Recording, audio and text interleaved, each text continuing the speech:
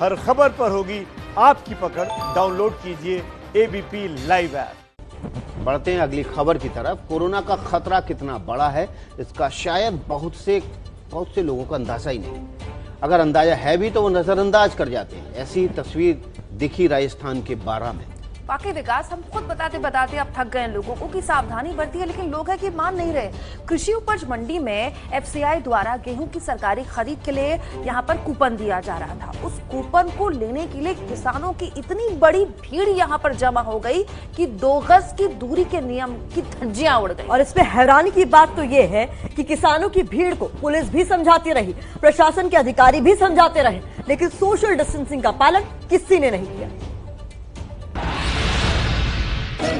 लंबी लंबी कतारें लगी हैं।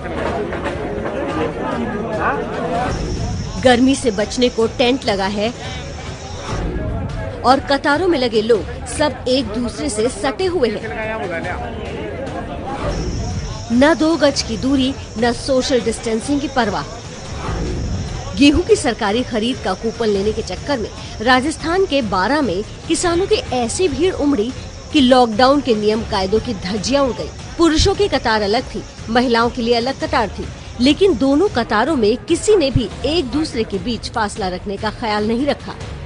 वो भी तब जब वहाँ पुलिस भी मौजूद थी। वो लोगों को समझा रही थी, लेकिन पुलिस की एक न चली। भीड़ में से कोई भी मानने को तैयार नहीं था। सोशल डिस्टेंसिंग की तो हम पालना करवा रहे हैं, पर ये कर है। अब ये भीड़ तंत्र मानते ही नहीं है, निकल जाते हैं। उनको ज़्यादा सख्ती कर नहीं सकते इन पर। गर्मी में ग्रामीण है, वो लोग बात मानते भी हैं, नहीं भी मानते। कई तरह के लोग आते हैं, इसमें सारे लोग आते हैं। अभी क्या है कि इनको बार बार हम समझा भी रहे हैं, पर ये मान नहीं रहे। कम भीड़ में कुछ जाते हैं। सुना आपने, बारां में इस भीड़ के आगे कैसे प्रशासन ने सरेंडर कर दिया। लेकिन जरा सोचिए, ये कितनी बड़ी लापरवाही है। जरा सोचिए, ऐसी भीड़ कोरोना काल में कितनी खतरनाक है। वैसे भी राजस्थान में कोरोना के अब तक 7,500 से ज्यादा केस आ चुके हैं। यही नहीं, राजस्थान में कोरोना से अब तक 170 लोगों की जान जा चुकी है। सोचिए, इस भीड़ से अगर कोई संक्रमित निकल आया तो कितना बड़ा संकट खड़ा कर सकता है।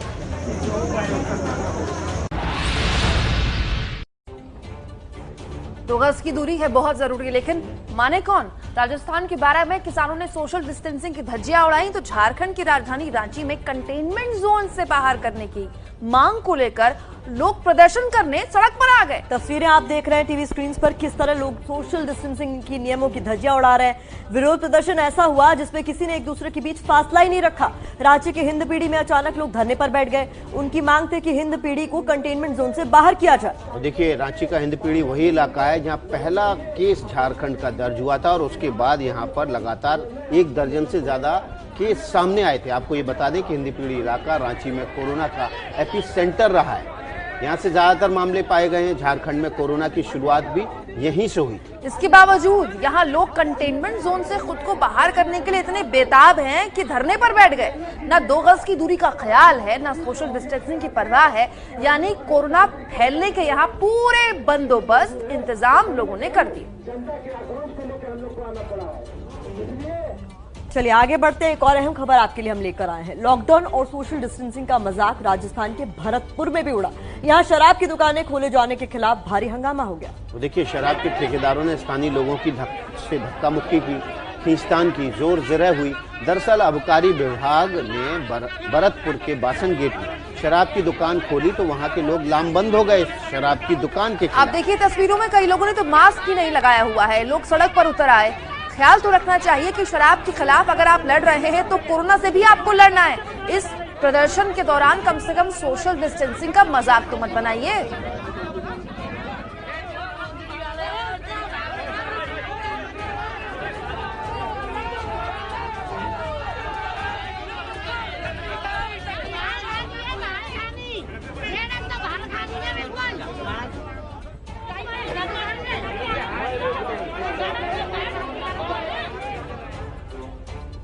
तो देखिए, ये तस्वीरें दिल दुखाती हैं। इतना जागरूकता अभियान, इतनी प्रशासन, सरकार की कोशिशें, आम नागरिकों, बड़े स्टार्स की कोशिशें, हमारी एबीपी न्यूज़ की पहल, और लोग समझने को तैयार नहीं है कि सोशल डिस्टेंसिंग ही इस मर्ज का इलाज है। चलिए बढ़ते हैं अगली खबर की तरफ। जो श्रमिक स्पेशल ट्रेनें प्रवासियों को उनके स्टेशनों पर छोड़ रही हैं, वो यात्रियों के लिए आधी राहत साबित हो रही है, क्योंकि रेलवे स्टेशन के बाद अपने घर तक पहुंचना भी इन प्रवासियों के लिए किसी जंग की तरह है।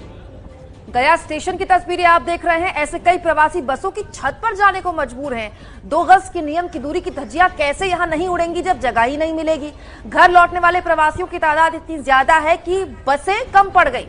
इसीलिए यहाँ पर जगह जगह जिसको जगह मिली वो वहीं चढ़ गया। कई लोग जान जोखिम में डालकर बसों की छत पर पहुंच गए। तस्वीरों में देखिए किस तरीके से लोग बस में सफर कर रहे हैं, क्योंकि अगर सीट नहीं मिली तो लोगों को बस पहुंचने की जल्दी थी और इसके लिए सोशल डिस्टेंसिंग की तमाम नियमों की धज्जियां यहाँ उड़ा दी गई। ये तस्वीरें आप बिहार के गया की देख रहे हैं, जहां पर लोग स्टेशन से अपने घर पहुंचने की जद्दोजहद में बस की छत पर बैठकर सफर करने को मजबूर हैं और सोशल डिस्टेंसिंग तो मानो यहां पर कोई महत्व ही नहीं रखती है। हो ये रहा है कि श्रमिक स्पेशल ट्रेन श्रमिकों को स्टेशन तक छोड़ देंगी। अब स्टेशन से आप अपने गांव कैसे जाइएगा? अगर 200 किलोमीटर दूर है, 100 किलोमीटर दूर है, 300 किलोमीटर दूर है, 50 किलोमीटर दूर है, तो क्या फिर पैदल जाइएगा? तो जो बसें मिल रही हैं, बसों की तादाद कम है, उसमें उतने लोग ठूस दिए जा रहे हैं। कुछ अंदर और जगह नहीं मिली तो छत पर। लेकिन लोग नियमों का ख्याल तो नहीं रख रहे हैं, लेकिन लास्ट माइल कनेक्टिविटी की समस्या को भी प्रशासन शासन को देखना होगा, समझना होगा और उसके लिए सुविधा लोगों को देनी होगी, क्योंकि अगर ऐसा नहीं होता है तो ऐसी तस्वीरें आए दिन देखने को मिलेंगी। देखिए, राज्य सरकारों की तरफ से इस मामले में बहुत ज्यादा लापरवाही बरती जा रही है और इसी का नतीजा है कि लोग जो है वो सोशल डिस्टेंसिंग का पालन नहीं करते। होता यह है कि प्रशासन की अव्यवस्था ना केओस पैदा करती है और फिर हालत जमीन पर क्या हो जाती है। झांसी की तस्वीर आपके सामने रख देगी सच। झांसी सीमा पर घंटों बस के अंदर कैद रहने के प्रवासी मजदूर सब्र का उनका जवाब दे गया। हंगामा यहाँ पर शुरू हो गया। दरअसल महिलाओं को सैनिटरी नैपकिन बांटा जाना था, इसी वजह से देरी हो गई। झांसी उत्तर प्रदेश और मध्य प्रदेश के बॉर्डर पर झांसी प्रशासन ने महिलाओं को सैनिटरी नैपकिन गिफ्ट देने का कार्यक्रम रखा था। झांसी जिला प्रशासन ने इन सभी बसों का इंतजाम किया। प्रवासी मजदूरों का आरोप है कि उनको आधी रात के बाद से यहां पर रोका गया। पहले झांसी सिटी में ले जाया गया, उनका मेडिकल चेकअप कराया गया, वापस फिर यहीं पर ले आए, इसलिए लोग भड़क गए। लोग भड़के, लोगों ने नारेबाजी की। लोगों का कहना है कि पहले बस का इंतजार किया घंटों, उसके बाद बस के अंदर बैठकर इंतजार किया। अगर प्रशासन को सैनिटरी नैपकिन बांटने का कार्यक्रम करना था तो उसका अपना शेड्यूल होना चाहिए था। हमें बस के अंदर क्यों बिठाया गया? तो आधी रात को रोके जाने से परेशान ये प्रवासी जमकर हंगामा कर रहे हैं और यहाँ पर भी वही हो रहा है जो सब जगह तस्वीरें सामने आ रही है कि हंगामा करने के नाम पर लोग सोशल डिस्टेंसिंग और तमाम जो नियम इनको कोरोना से बचा सकते हैं उनका पालन नहीं कर रहे। तो फिर अगर आपको सैनिटरी नैपकिन बांटनी भी थी तो वो सहूलियत के लिए बांटनी थी, लेकिन ऐसी सहूलियत के लिए आपने लोगों को और मुश्किल में डाल दिया। लोगों की परेशानी बढ़ी और नतीजा ये हुआ कि लोगों का गुस्सा प्रशासन के खिलाफ भड़क